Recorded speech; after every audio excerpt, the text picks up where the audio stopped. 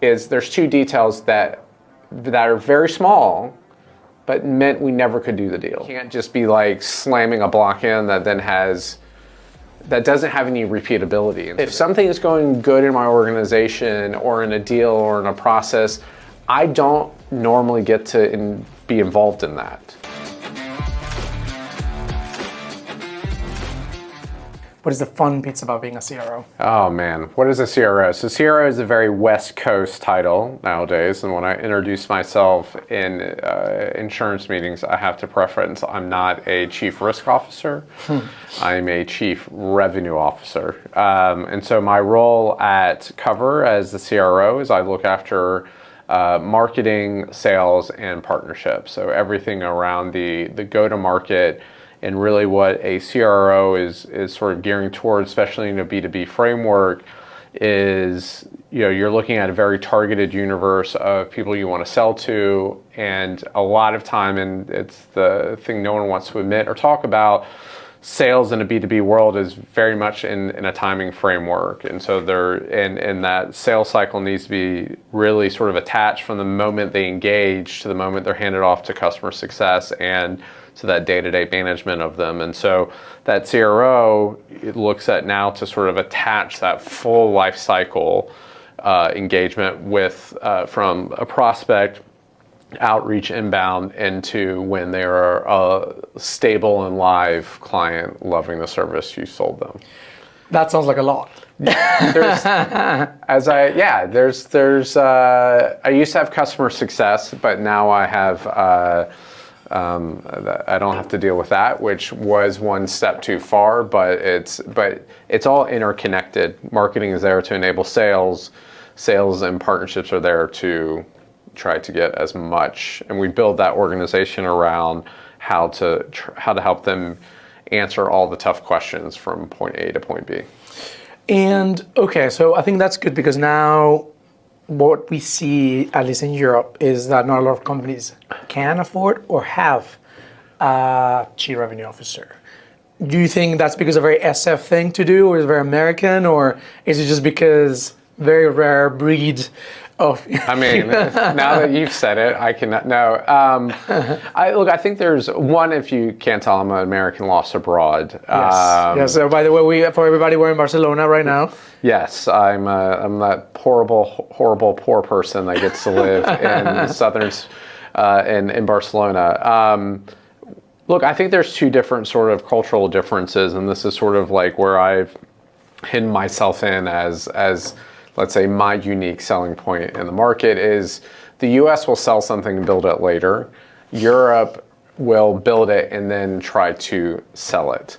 And I think there's got to be, I prefer working for a European company that you're selling something that's actually really sort of there. But there is a different mentality of sort of, we will build it and they will come, and a product sort of first approach, especially in a big enterprise. I know there's a lot of sort of product-led growth, which for me is a different go-to-market strategy. But for me, it's about, the Europeans selling is a dirty word, and money's a bit of a dirty word, and that risk profile in Europe is a bit different. And so for me, that sort of the real middle ground, and what I focus on and try to bring is I'm trying to articulate a problem that you as another client, or a possible client, identify that's a problem I have and I want to pay money to solve it. And then that frames a sales cycle into, I'm going to show you how we solve this problem for you at scale, not just going like, look how great our product is, look how wonderful we are, you're lucky to be talking to us, we're experts. I tried to put it into I always say that, and I don't think this is proper English, but I always say I try to put things into you statements where it's not about the company, it's about what the company can do for their clients. And I think that's the piece Europe hasn't come around on per se on that. But I think it's changing, but it is very much, I think the US is just so far advanced on the skills and that sort of, I think, changing the way that you should be thinking about sales. 100%. Yeah. It's when I started the company, it was about design partnerships just to see how we can build and not try to oversell. Even my engineers will say, "Whoa, we haven't even built this. How are we going to sell this?" Right?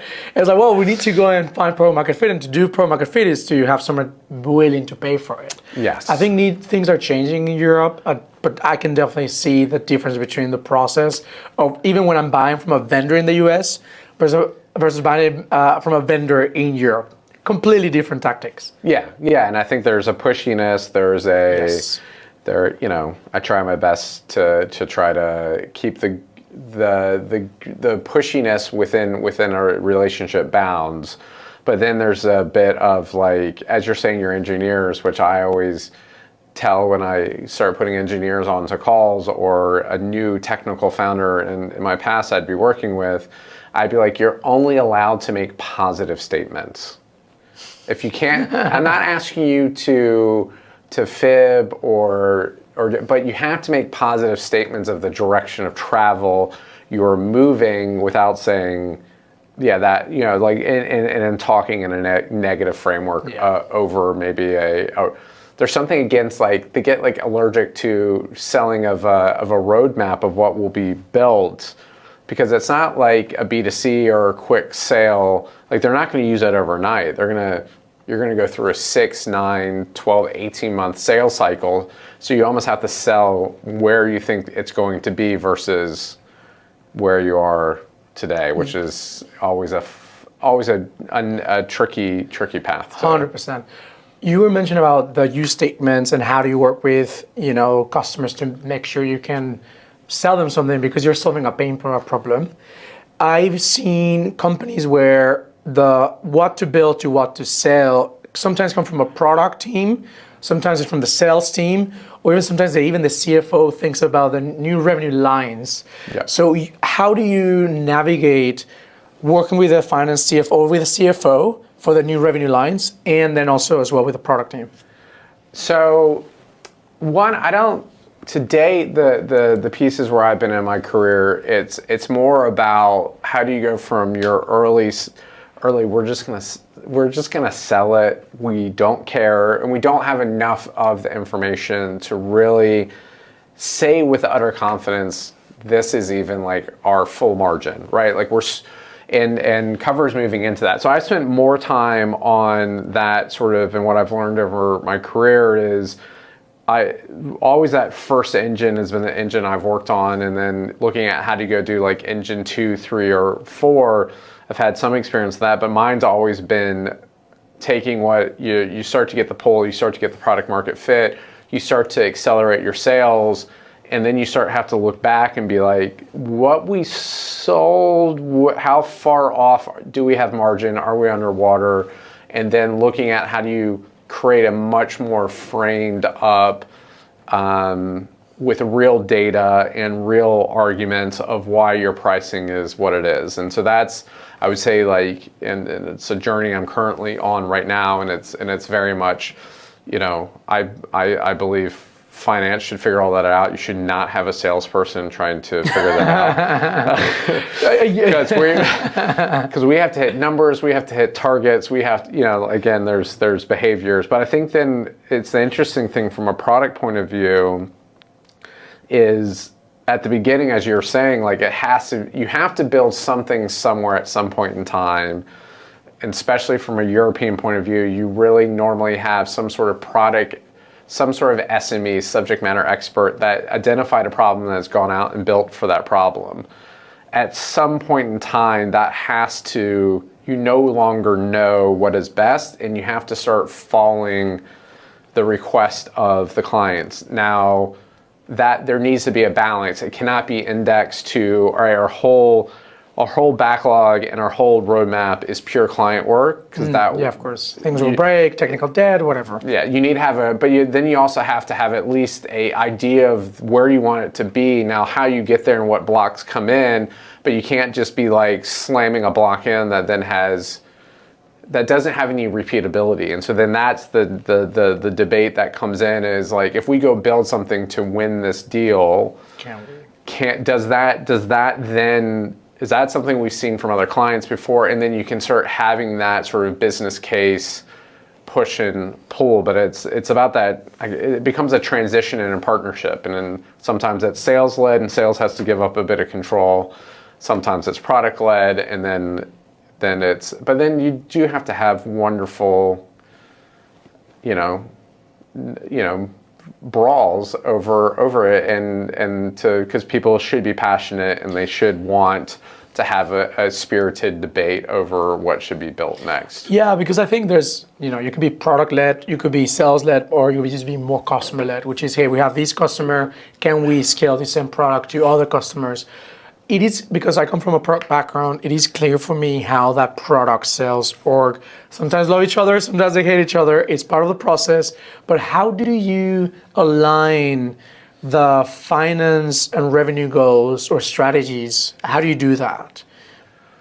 Is it like because I don't know how together the finance and the sales revenue team goes to, because you said these are my goals, and then that's what you go and do, and this is how they will manage the budget for the rest. Like, what are the edges, or? Oh man, because that's complicated, right? Because I think if you go to the world, right, and people are listening to this here, people will be like, yeah, products sometimes hate salespeople because they sell the world, and then of course, that right? Love hate. But from a finance perspective, it's just a black box sometimes. How revenue teams or finance sales teams work with a finance team. So for me, it has to be hand to glove, and for me, there has to be a level of support in a direction of travel, because I want to build a scalable business. Now, if what I'm selling at the price point means we're underwater, that's not sustainable over time, and so but the ability to sort of have, like, I try to focus my world on is the direction of travel of forecasting, what do I have in my pipeline, what am I going to close out, what's my close rate, what is then, I believe, the revenue that we're going to generate over the course of the next 12 months, whatever that planning process is. Now, sales, I will be trying to do several. For me, I view sales and go-to-market with finance as checks and balances, and it has to be that level of relationship, because at the end of the day, my team is fully incentivized on hitting numbers and getting commission and getting bonuses. Right, but then there is a bit, and as a CRO now at my level now, and I work very closely with the CFO and the CEO and everyone on this, is, we're putting a number to the board that success looks at actually how accurate are we to budget, and that is an evolution. In every scale I've been in, we've always missed hard on that first time I've come in and tried to set it, because there's just so many other variables. But then as it matures, you should be able to get closer and closer and closer to sort of, more importantly, we need to be predicting accurately, because then that really then does dictate a budget and sort of obviously runway and everything else. And so it has to be a really tight relationship. And they need to know exactly what's going on with clients, and we need to know exactly what they're thinking and how they're positioning sort of like the overall numbers. But at the end of the day, I shouldn't be the one like calculating them, right? But that's a hard thing to sort of let go of some days. Yeah. But I'm obsessed with hitting a number, and that some days is incredibly unhealthy. Why do you think that? Because in my role, it's one of the few, I think, arbitrary roles where it's a yes or no. Yeah. It's a binary. We've set this number. Did we achieve it? Yes or no? Did you hit that number? Yes or no? Now, from a product team and did you release what you said you were going to release? But then there's always 100 different moving parts of why. Well, we committed this at the beginning of the quarter, so we didn't deliver that because this came in, that came in. We had Whereas, like, for me, it's like what percentage of the budget did we cover for the month, and how far off are the targets are we for the quarter, the month, the year, whatever it's going to be. And that's a very binary number that hits a board slide. It is true, and I find this fascinating because before, as a product manager, I would love if product teams were more binary. Did we launch or not this product and are people using it? But before my life, it would be like a blurry line, right? And now in sales, now I'm doing sales on this side is, are we increasing top of funnel? How many proposals are we sending? And it's a yes or no question. And it's funny, in engineering, is 0 to 1 is very exact, but when you're building something, oh, well, we thought this was going to take us longer than it was taking us, blah, blah, blah, blah, blah. So it is challenging. It is, but I mean, I think it's an ever challenging sort of piece. But for me, it's I take it very personal if we don't hit a number. And because that's what, to me, I'm judged on. Now, I could have done better to forecast that better and plan for it better and actually know what's realistic. And I'm coming into the second cycle or the third cycle of planning at Qover. And I think we're narrowing the gap in the margin of error on a lot of things. But still, it's, because you can't, the challenge I have is you can't make it too conservative, because then VCs don't like to see that, but it may be... And it's also something you will achieve, so you want to do your best. Exactly. You want to be aggressive. Exactly. And then you don't want to put it so far out that it just becomes a demoralizing arbitrage around your neck that just doesn't even allow you to enjoy the process because it's never going to hit in there. But then there's a great bit of stuff I was reading about, setting targets is actually a fairly, you can argue setting targets is a fairly negative program overall, because you could set a very low target and it does get into that binary piece. And should you not set targets, you should just set ambitions, whatever. We can get deep into a philosophical debate about that would require a beer. That would require many or beer. tequila. Many, because then I don't, but then and I actually had this conversation with my kids, it's like Goldilocks and the Three Bears. Yeah. One's too soft, one's in finding that sort of where it's challenging enough, it's a reach versus in that. But then finance has to bring some cold, hard calculations to that, because most days I'm ambition, finger in the air, trying to figure out my whole sort of mechanics of the pipeline, and what I'm dumping in the top, what's coming out of the bottom, what euros I'm spending to the revenue that's being, we're getting to that more of the crank, but it's an evolution. And if you have finance needs to be there with and supporting and then holding sales in check, either saying that's way too low and here are all the binary ones and zeros calculations of why, or you've just completely, whatever you're smoking, can you share it with the rest of the team, because that's completely out of scope. Yeah. So it's a fun one. It is a fun one. Yeah. It is a challenging one, because I was talking to a friend and we were talking about KPIs on sales and pre-product market fit, pre-seed. We were talking about this, and I said to him, look, it's very simple from a sales perspective at our stage. Either you achieve it or you don't achieve it. There's no middle. If there's middle, the middle is nowhere. Because the middle's worse. Exactly, because you're like, should I continue in this path of what I'm building, or should I pivot? But the middle is the worst. Yeah. Because you're in nobody's no line. It's the worst. But for me, it's what easy. So look, the thing I yell and will get is I want to get to know very quickly in sales cycles, which sounds incredibly.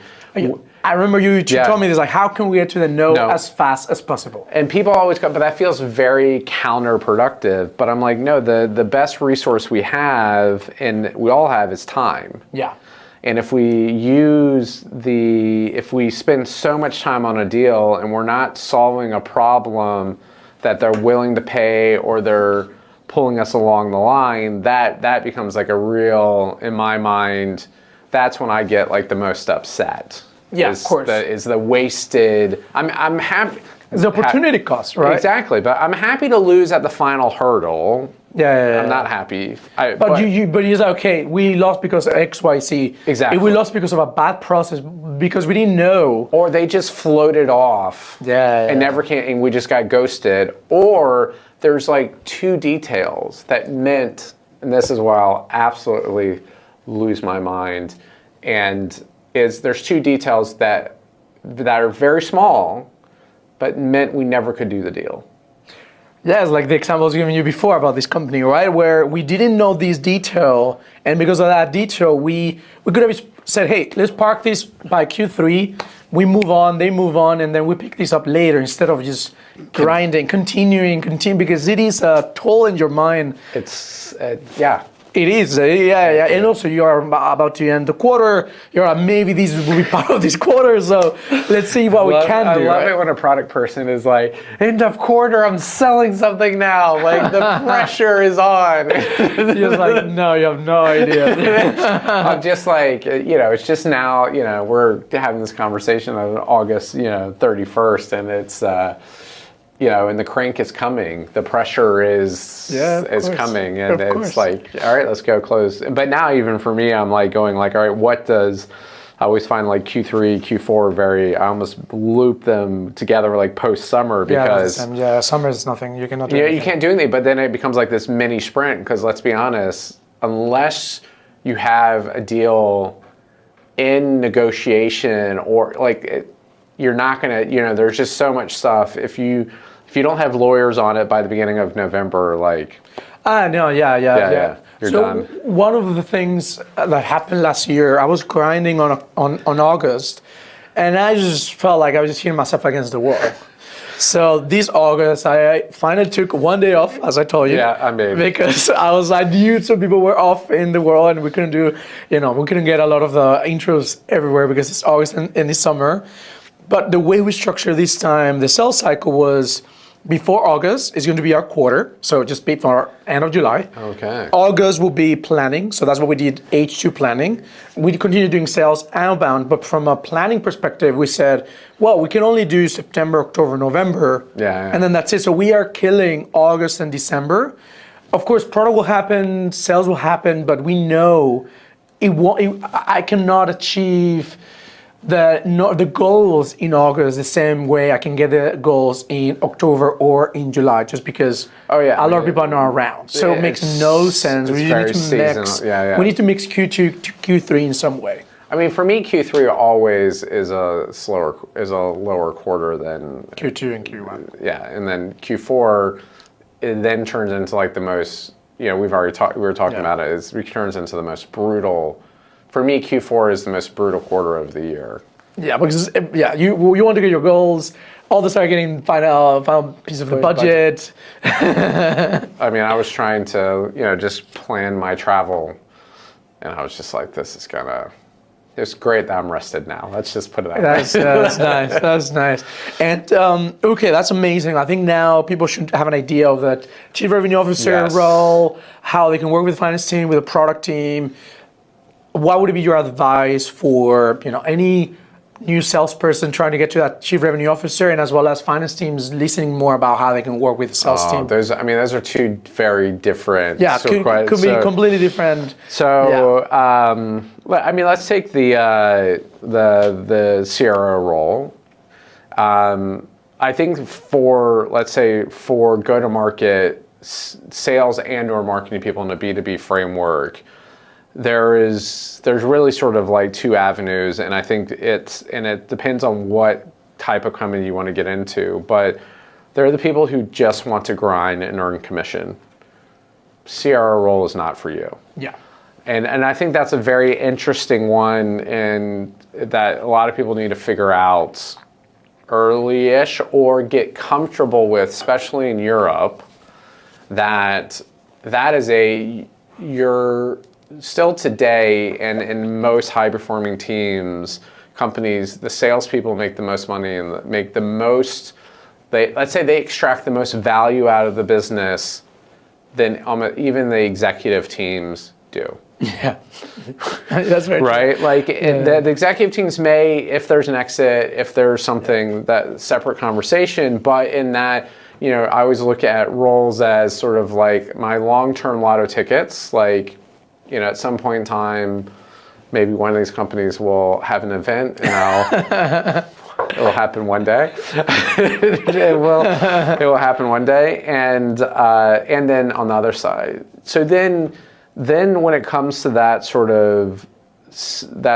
let's say path of trying to build something, there is sort of two skill sets you need to sort of figure out. One is it is motivation in managing people, and if you do not enjoy that, you have to really consider if that's the direction of travel you want to go. Because I think that's like an underestimated thing I knew, but that becomes, you're only as good as the team you have. You have to give those pieces out. And then the other side of it is you have to then be very comfortable in conflict and solving all the hard problems. Yeah. And again, because everyone goes, shit rolls downhill, excuse the language. It's completely opposite. If something is going good in my organization or in a deal or in a process, I don't normally get to be involved in that. I'm the one that's either trying to evolve the organization and doing change management, or I'm the one dealing with all the hardest problems that are coming in. And so if you don't sort of thrive off of being out of control and managing a team, but then really interested in solving very hard problems, then it's something that a lot of people, I used to have, and I still say out there, the KISS principles, and I believe in keeping things simple and stupid, but that is a hard lever thing to go do. And so the way I've built my career is everyone thinks everything is unique, special, and different. Am I? I think I am. I think you are as well. We are. We are very unique, and we are special. But everything is literally the same cycles, the same patterns, the same sort of challenges that or there. So it's all about like pattern recognition and seeing really where you go. And the only way you're going to do that is by going and grinding it and learning it. And so I've built my whole career of failing a lot, a ton, and then coming back down and then attempting not to make the same mistakes twice, but then doing it much faster, and then coming back and going down. So I think if you really want to get into those positions, you're gonna have to get very comfortable being uncomfortable, trying to be in a situation. Unless you're going to go found something, what you then need to you need to be sort of forged in the pressure, in the fire, in the scenario where you're able to sort of touch and feel the decisions and understand what's happening in and around. And so that, I think, is the key piece. Now, when it comes to finance teams, I'm a huge component of this, that sales and marketing, go-to-market get all the glory. It is very true. Very true, but we carry a lot of pressure for that glory. It's binary. Do you achieve the goals, yes or no? Exactly. You carry a level of pressure I think few fully appreciate, but then we are only as good as what the company is. Yeah. And that's in my mind, a very binary piece, because at the end of the day, people buy people, full stop. And I only have my reputation to say, sat across from someone and looking them in the eye and saying, no, I have you. This is you, and we are going to build this and do this together and figure it out. But then in the same way, I'm only as good as my team is good. We as an sales organization are only as good as the company is behind it. Yeah. And so, but then there needs to be a level of appreciation that sales will always push. We have to. But we need the benefit of the doubt, and we need the support that we're doing the best for the company. But unfortunately, we also have a target on our heads. Yeah. And so the more that can become a supporting function and enabling sort of function, and looking at sales for what we are, which is prima donnas that have very fragile egos that live and die on sort of people saying yes to us, but mainly saying no to us, is we need that support and that help. And sometimes in companies I worked in, there's become this us versus them mentality. And that to me is then, because I look at finance right now for all the support, and because we're only as good as they are in the sort of pricing evolution we're going through and planning, and it's really like finance that's doing all the. I had an idea in the direction of travel, but they're doing like the real work. But I'm getting what I need out of that, which is going to turn into a very scalable, repeatable framework that then I can quote in an hour, not quote in weeks. Yeah. Right. And so then again, it's just that help on how to go do that. But I think that's where the barrier comes in. It's like, can we trust sales? And if that trust is broken, then that's where I think the challenge. It gets really complicated. Yeah. I know we have a few minutes to go because you have to jump on a call. Last question is, what was the best advice you've received? So the best advice I've ever received: you shouldn't say no to something if it scares you. Okay. Great. Don't take the simple path. It's fascinating because when I was thinking about doing the jump as a founder, it was a regret minimization framework to say, okay, if I don't do this, will the regret be bigger than the fear of trying to do it? And now here we are. Yeah, exactly. I think that a lot of people stop on, because I agree. I've made a lot of insane life choices, because where I would go is like, if I don't make that decision, because everyone thinks especially when your failure is a bad thing. And I'm like, I just don't. I think experience is what rules everything. Yeah. It's just what you were saying. You went through a path of failure that's what you think about it. It was like learning. Yeah. You went back and you did it again, and then the feedback loop was faster because you knew how to do it now. Right. But this is also the thing is, like, there is a level of luck. Yeah, 100%. Timing and luck. I hate to. It is. I have sold some stuff like today where I attempted to sell stuff like 8 years ago, and now I see Apple rolling it out, and I'm like, okay, we were early, right?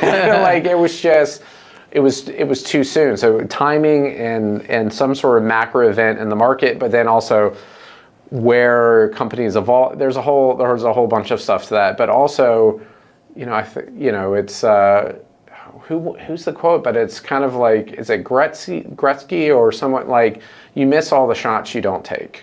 Yes, I think it was Michael Jordan. Was it Jordan? Yeah, one of them. Yeah. And it is true. It's about showing up, being there. That's the only reason, right? Luck means opportunity, I think, as well. Yeah, but also one of the founders and sort of bankrollers of a company I always worked for is like, there's things that companies need is like that customer-centric piece, but time and money, well, sooner or later you should arrive at a good company. Not everyone has the time or the money to get there. Yeah, right. And that's sort of like an interesting sort of.